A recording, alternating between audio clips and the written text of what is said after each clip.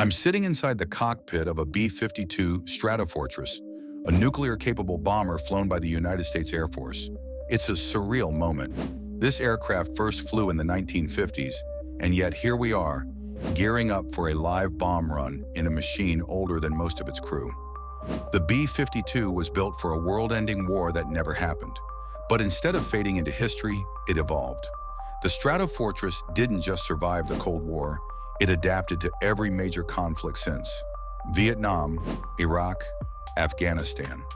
And now, it's being modernized to fly into the 2050s. That's a 100-year service life.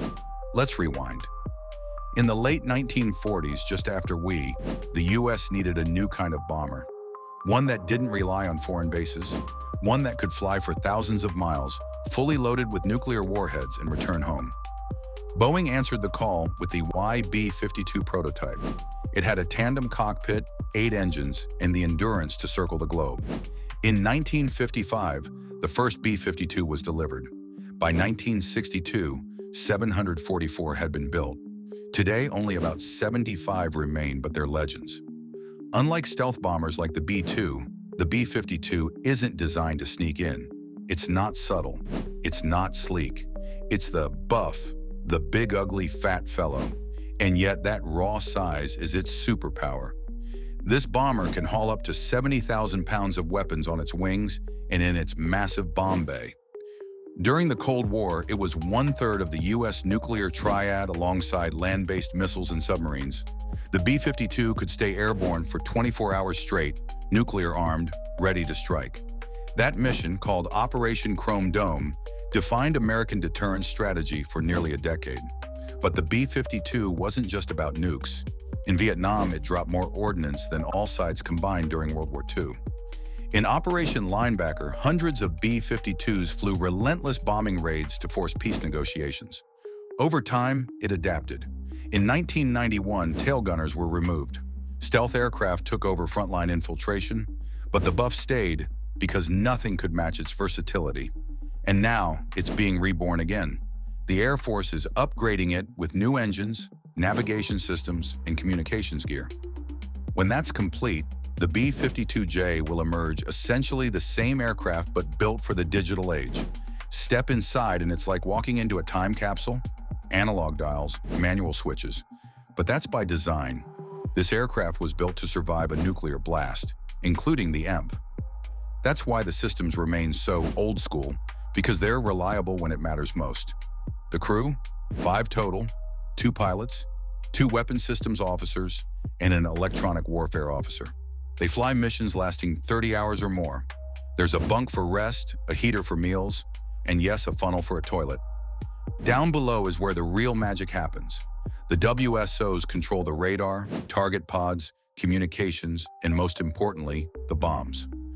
During a mission, they're tasked with hitting targets with pinpoint precision. On this flight, they dropped inert B-50's non-explosive replicas of the 500-pound Mark 82 bomb. These practice bombs still require exact heading, altitude, and airspeed.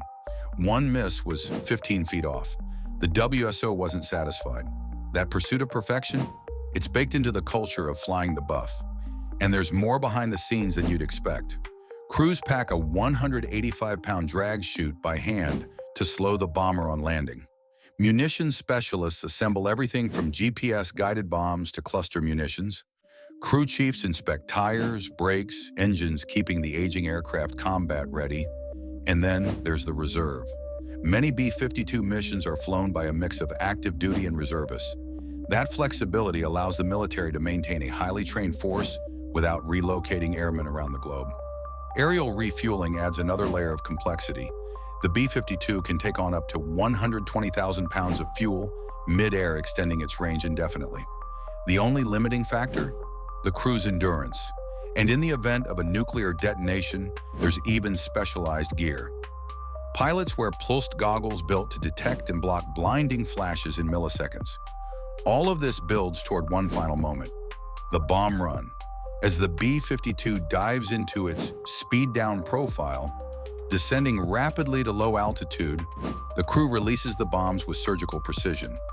Watching the strikes on the monitor, You feel the weight of responsibility behind every drop. And maybe that's what defines the Buff. It's not just a flying weapons platform. It's a symbol of endurance, of deterrence, of generations of service members keeping it flying, over 70 years old and still proving its worth. Let's talk about it. Do you think the B-52 should still be flying into the 2050s? Or is it time for the US Air Force to retire the legend? Leave your take in the comments. We want to hear what you think.